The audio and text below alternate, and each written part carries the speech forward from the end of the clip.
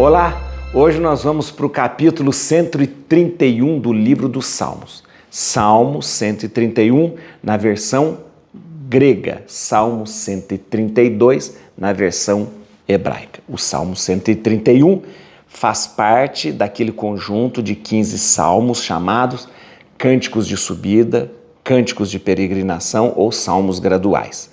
Esses salmos eram salmos cantados durante a peregrinação do povo, enquanto subiam para Jerusalém para participar das grandes festas, Pentecostes, Páscoa e Tendas. E é importante lembrar que eles são chamados também de salmos graduais, porque eles lembram os 15 degraus que o povo tinha que subir para chegar no templo. Então, eram 15 salmos, do Salmo 119, são 15 salmos, Salmo 119 a 133, e esses 15 salmos têm uma referência aos 15 degraus que as pessoas sobem. E lembra justamente que enquanto eles estavam caminhando e subindo para Jerusalém, cantando esses salmos, é como se eles fossem subindo esses degraus. Muito bem. Esse Salmo 131 é um salmo muito bonito. Por quê? Deixa eu te explicar por quê.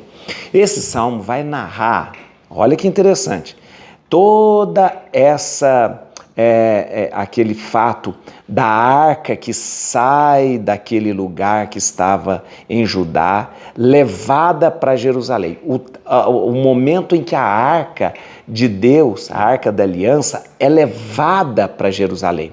Quem faz isso é Davi. Então Davi vai pegar essa arca e vai levar para Jerusalém. Isso está no segundo livro de Samuel, capítulo 6 e capítulo 7. É muito bonito mesmo. Aliás, tem até aquele episódio do Osa que segura a arca, que ela quase está caindo, e aí ela acaba morrendo depois. Tem todo aquele episódio. Mas o importante é isso, lembrar. A arca não tinha um lugar. Aliás, ela tinha sido capturada pelos filisteus. Né? Depois que a arca, os filisteus falam, eu não quero essa arca, não está dando problema. Depois que a arca deixa lá os filisteus, ela fica num lugar, ali em Judá. Né? E aí, quando Davi conquista Jerusalém dos jebuseus, ele leva a arca para ali. Jerusalém agora será o grande lugar da morada de Deus. Né, da morada de Deus. Então, preste atenção, quero que você preste atenção nisso. Esse salmo, ele vai falar muito de Jerusalém como a morada de Deus, por isso ele é considerado na família dos salmos como um cântico de Sião, de exaltação de Jerusalém. Mas é um salmo que vai falar muito de Davi, então ele é considerado também um salmo régio. Então, este salmo, ele traz aqui duas características. Ele é um salmo régio, porque fala muito de Davi, e ele é um cântico de Sião, porque fala muito de Jerusalém. Mas presta atenção, o mais interessante nesse salmo. Esse é um salmo messiânico, porque quando ele fala de Davi, ele está apontando para o Messias que há de vir.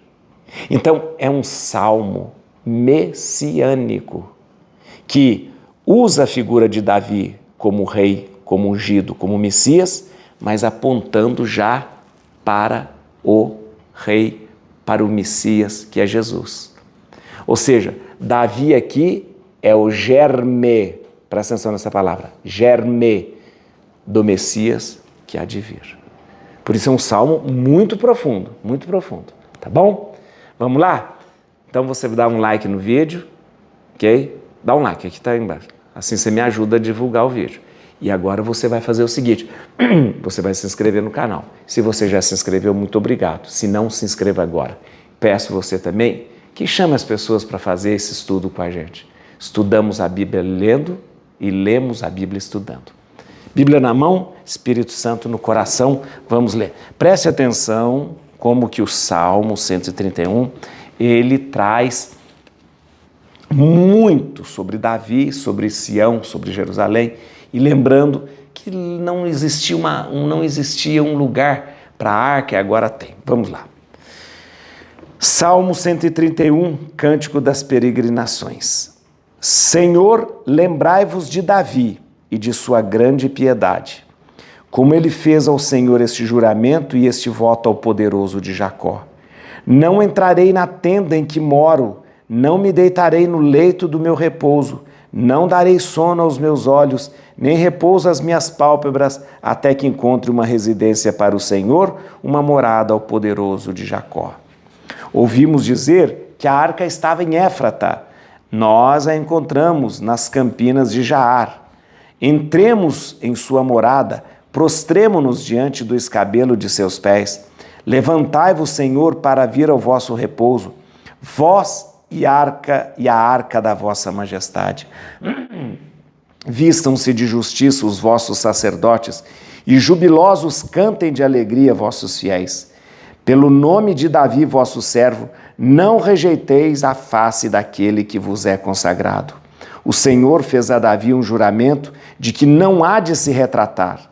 Colocarei em teu trono um descendente de tua raça, se teus filhos guardarem a minha aliança e os preceitos que eu lhes hei de ensinar, também os descendentes deles para sempre se sentarão em teu trono. Porque o Senhor escolheu Sião e ele a preferiu para a sua morada. É aqui para sempre o lugar do meu repouso. É aqui que habitarei, porque o escolhi. Abençoarei copiosamente sua subsistência, fartarei de pão os seus pobres, revestirei de salvação os seus sacerdotes, e seus fiéis exultarão de alegria. Aí farei crescer o poder de Davi, aí prepararei uma lâmpada para o que me é consagrado. Cobrirei de confusão seus inimigos, em sua fronte, porém, brilhará meu diadema. Vamos lá. Esse salmo, eu disse que ele é riquíssimo porque ele tem várias palavras, várias expressões que nos apontam para algo maior, muito maior. Vamos lá, retomando, é um salmo régio, porque trata de Davi, um rei da terra. É um salmo, é um cântico de Sião, porque fala muito de Jerusalém, de Sião, e é sobretudo um salmo messiânico, porque todas as citações sobre Davi estão apontando para o Messias. E você que estuda a Bíblia comigo já há algum tempo, sabe que toda a Bíblia ela é cristocêntrica. Cristo está no meio e todas as coisas ao seu redor. O Antigo Testamento, a lei, os profetas, os livros sapienciais, o Evangelho, as cartas, o Apocalipse, tudo isso se refere a Cristo. Cristo está no meio.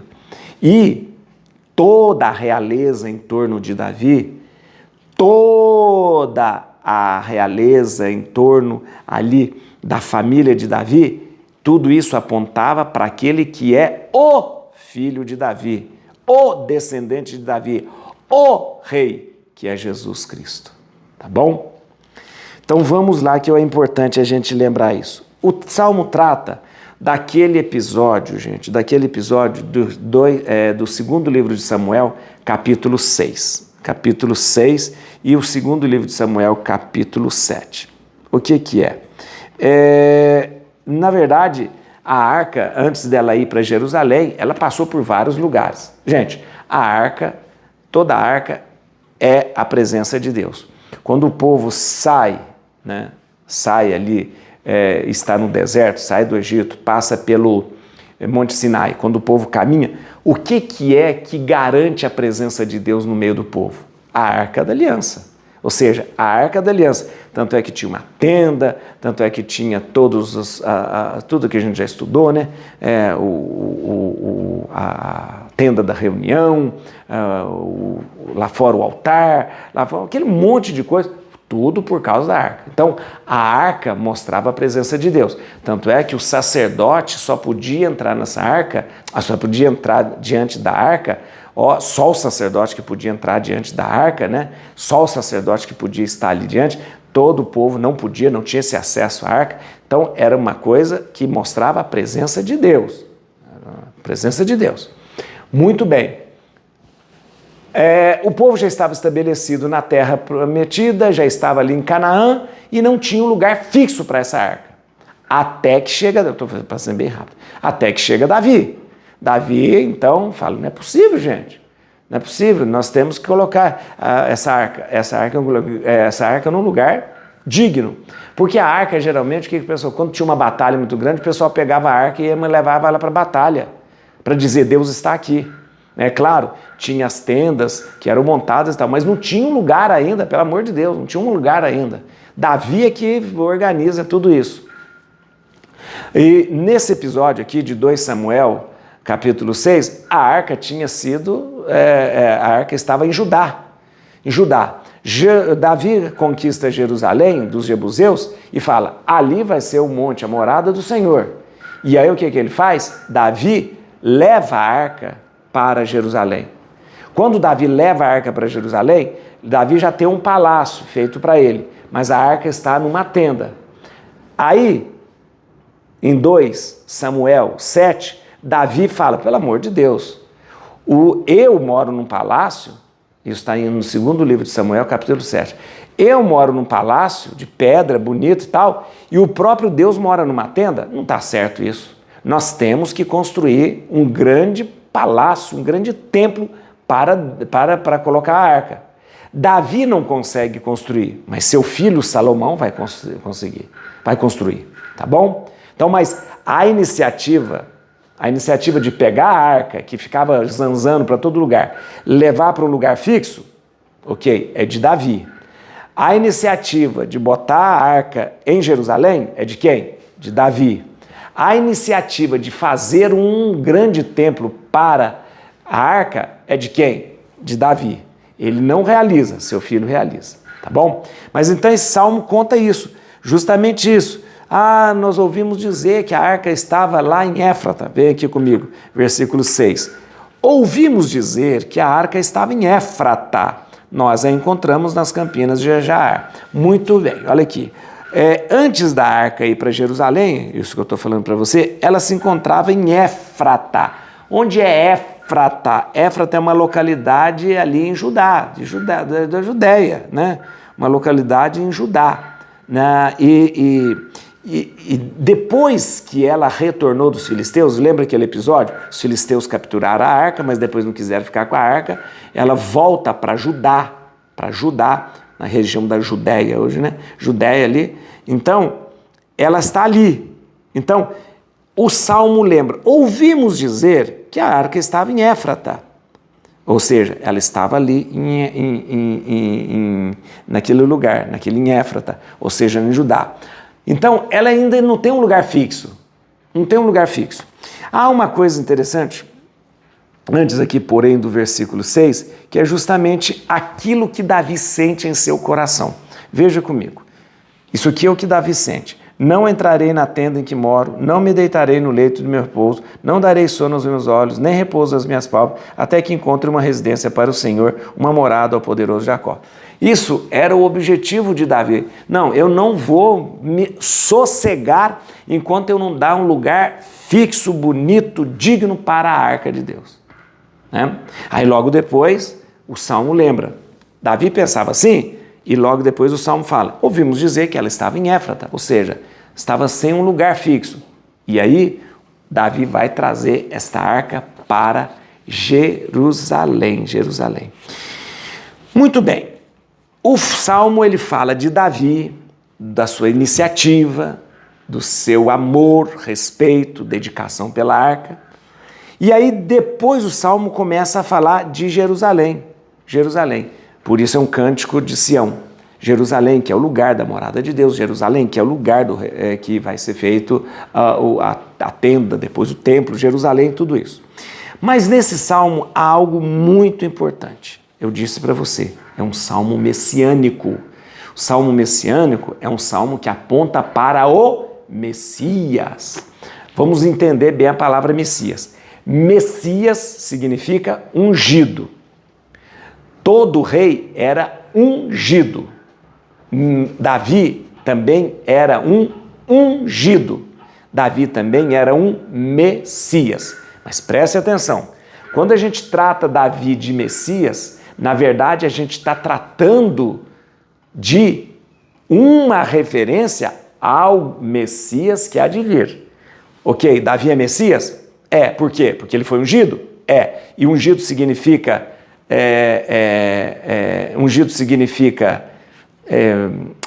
Messias significa ungido? É. Mas aqui, o Salmo, quando fala de Davi como ungido, ele está já fazendo referência ao Messias. Preste atenção, estuda comigo aqui. Versículo 17. Aí farei crescer o poder de Davi. Aí prepararei uma lâmpada para o que me é consagrado.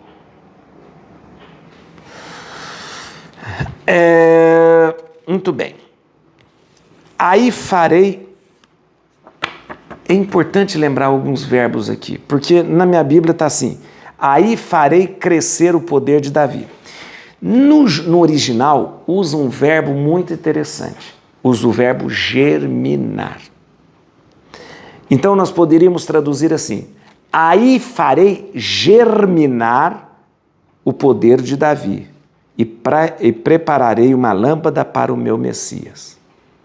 Eu quero que vocês entendam o seguinte: a palavra germinar, germinar, é uma palavra muito usada pelos profetas para nos trazer a noção de que o Messias prometido, Jesus, já estava em germe no nosso meio, ou já estava sendo preparado no nosso meio. Então, volto a dizer, a palavra germinar é muito usada pelos profetas.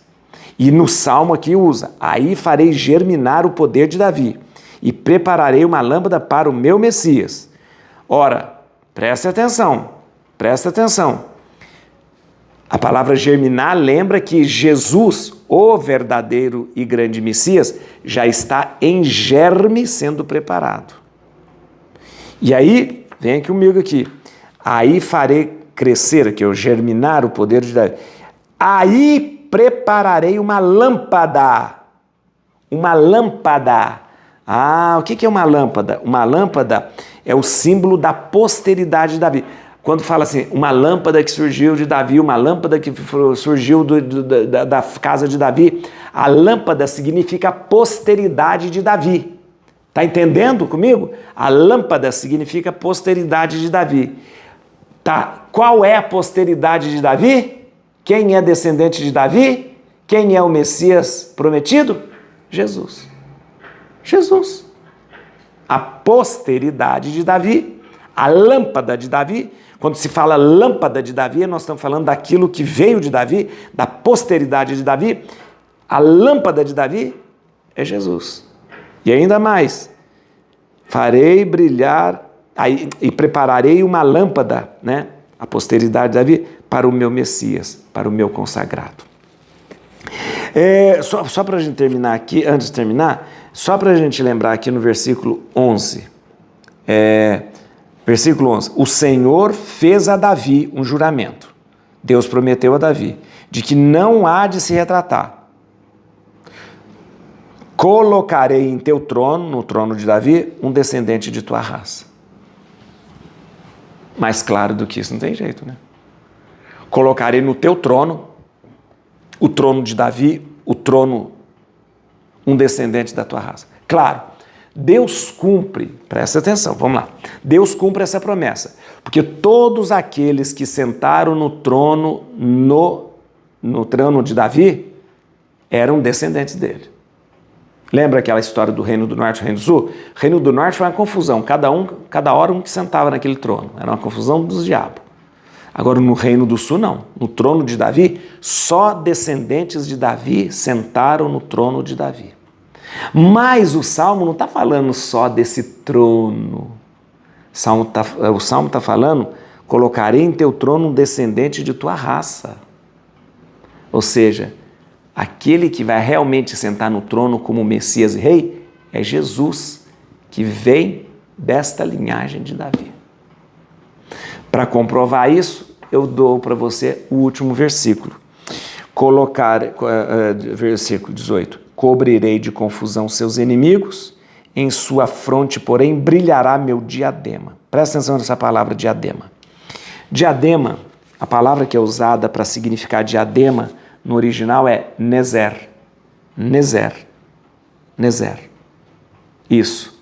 Então, nezer, as pessoas que usam um diadema também eram chamados de nezereno. Nezereno. Tá. Em Mateus capítulo 2, versículo 23, diz que Jesus, depois que José e Maria voltam do exílio lá, de fugir com o menino, eles vão para a Galileia, que é Nazaré. E Jesus será chamado Nazareno.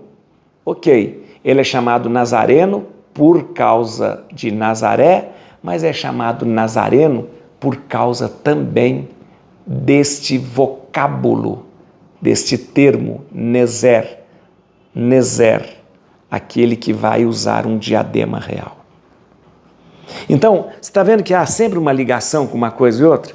O Salmo aqui está dizendo, cobrirei de confusão seus inimigos, em sua fronte, porém, brilhará o meu diadema, o meu nezer. Nezer que lembra Nazareno. Ora, esse Salmo 131 é um salmo que fala de Jesus. Da descendência de Davi, que vai sentar no trono de Davi. Da descendência de Davi, que vai usar um diadema, nezer. Muito bem, gente. É muito bonito. Eu quero agora que você pegue esse salmo, leia, estude e reze. E quando você rezar, veja como ele aponta para aquilo que foi prometido. Jesus, o verdadeiro Messias, descendente de Davi, que assumiu o trono de Davi e nos trouxe o reino de Deus. Este é o Messias. A palavra que vai iluminar o seu coração, o seu dia de hoje, é essa, versículo 14. É aqui para sempre o lugar do meu repouso. É aqui para sempre o lugar do meu repouso? É a constatação de que Deus faz sobre a arca que vai morar em Jerusalém. Mas eu queria que você pensasse num outro sentido. É aqui para sempre o lugar do meu repouso. É no coração de Deus para sempre o lugar do meu repouso. Et crutim Domini, fugit partis adversa. Vite teleu de tribiuda, radicis Davide. Aleluia.